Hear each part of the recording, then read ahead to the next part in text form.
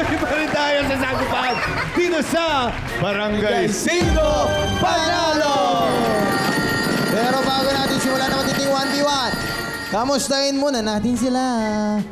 Aryan. Diyan ka muna kay Aryan. Ano ba pinagkakabala mo sa buhay, Aryan? Isa po akong working student and nagtatalent din po ako noon. Kaso nag-focus ako ngayon sa pag-aaral kasi graduating student na po. Anong kurso? Tourism po. Tourism. Saan ka naman nag-talent before? Sa mga commercials po. Commercial. Mukha naman commercial model. Gaano kahirap maging estudyante ngayon after the whole pandemic shenanigans? Actually, ang hirap po face-to-face na po, mas hassle talaga, lalo na yung sa transportation and then galing pa sa work. So, minsan doon ako nagre-review sa trabaho talaga. Mas madali yung face-to-face kaysa back-to-back kayo. Oo. Kasi wala kayong matututunan nun. Back-to-back, di ba? Ikaw naman, Andrew, anong pinagkakabala natin sa life? Ako, Kuya Jay, nagtatalent din ako. I am freelance talent actor sa mga TV series. Yan, dito na ulit ako, artista na ulit ako. Ayun. Okay. Yan. At actually, Kuya Jay, graduating student din ako sa FEU. And anong course? Nagmamasteral ako. So, graduation na namin sa July. So, congrats. Thank you. Congrats. Yes. Parang parehas pala to.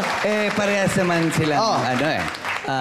Nagtatalent sa mga uma-acting, parehas. Pero alam mo tayo, Kags, di kami naniniwala. Patunayan nyo! Okay. Bigyan mo ng sitwasyon, Kags. Bigyan mo ng sitwasyon. Sige. Ngayon, kung teacher ka. Okay, teacher ka. Tapos, ikaw yung estudyante. Okay? Tapos, lalapit ka sa kanya dahil kailangan mong makiusap dahil kulang ka sa pera. Hindi ka makapag-exam.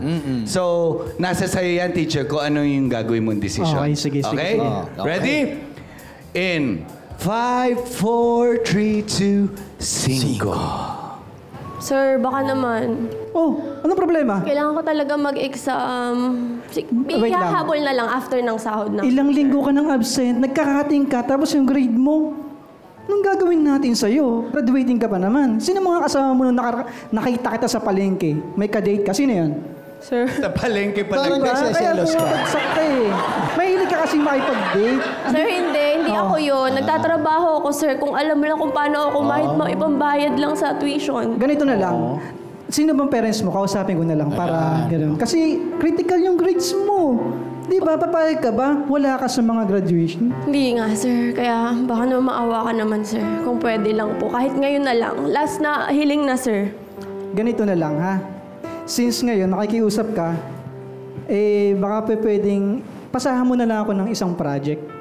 Ang project na yun, papuntahin mo yung mama mo kasi need ko siyang kausapin. Maraming dapat i-comply. Tama. Di ba? Ngayon, Kasama mama mo. dumating yung mama niya. Oo. Ayan, ito yung mama niya. Grabe yung mama niya. The next day to. Grabe yung mama niya. Mama ba to, mama? Hindi, mama. Pero combination, mama-papa to. The next day, dumating kasama ang kanyang mama. Arian, nasan ba yung teacher mo kakausapin ko? Sir, mama ko po. Kumusta? Ikaw ba yung... Ikaw ba ang nanay ni Aryan? Andrew? Ay, may nakaraan pala sila ng teacher niya. Siya ba ang teacher mo? Andrew, naalala mo ba? Andrew. Ikaw? Naalala mo ba? Ikaw yan? Siguro panahon na para malaman mo ang sikretong tinatago-tago ko. Ang galing bumlaking, ha? Bitawan mo ako, Andrew. Hindi pa kita hinahawakan. Sino yon? Hindi ko alam. Andrew. Si Arian ang naging bunga ng kasalanan natin noon. Naalala mo ba nun? Iniwan mo ko pagkatapos mong angkinin ang pagkababae ko. Si Arian ang naging bunga nun. Okay pala ang buhay mo. Andrew, anak mo siya. Pa-examine mo na ako. Hindi ko ito ina-expect, Arian. O sige, kasama ka na sa gagraduate. Ayan. Di natapos yung istorya. Pakalaman natin. Okay, palakpakan naman natin sila.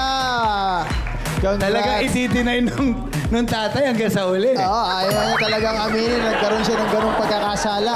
Oo. Pagkakasala sa sarili dahil sa mga choices. Then lumaki kasi si Arian sa large intestine. Alam niyo, Kuya Joros, talagang nag-enjoy kami sa episode na to kasi alam niyo yun, sobrang challenging ng mga games kaya tapos nakarating kami rito, di ba? Sobrang enjoy. Thank you. Welcome. Sobrang You're enjoy welcome. kasi kumagan niya. Sobrang enjoy kami. Magkalabang kayo ha. Di pa tapos. Good luck sa atin, Arian, ha? Okay. Okay. May sasabihin ka pa? Wala na, tapos na. Okay. Good luck, guys! Sino kaya ang magiging pasabog sa galing dito sa game na Ibomba Mo? At para sa bombastic tips, SKKK at Queen, i-play nyo na yan. Ipakita na ang bombastic skills dito sa Ibomba Mo! In this barang game, kailangan lang i-inflate ang lobo gamit ang air pump hanggang pumutok ang balloon na nakapatong sa ulo. Sino kaya ang patok sa putukan? Let's find out! Bugs! Mga kabarangay, kapag narinig nyo na ang 5, barangay na! 1, 2, 3, 4, 5! Bomba lang, bomba! Sige, bomba yun! Tuloy-tuloy, naman! Bilis! Bilis! Bilis! Go, go, go, go, go! Bilis! Sige! Push it! Push it to the limit! Go, go, go! Push it to the limit! Go! Tuloy-tuloy lang! Never surrender! Sige, bilis Never pa! die! Bilis pa! Kulang, kulang! Go for the goal! Malapit na Go yan! for the goal! Na yan! Onti na lang yan! Sige! Huwag tumigil! Go, go, go! And we have a winner! Ang natirang matibay matapos ang 4 na palarong barangay ay si Andrew! At para naman kay Arian. Oh, okay ka lang? Napagod siya eh. Ha? Ang laki. Ang laki. Yun na nga ang sabi na. Taka lang, tagalin lang natin yung ano. Ayan.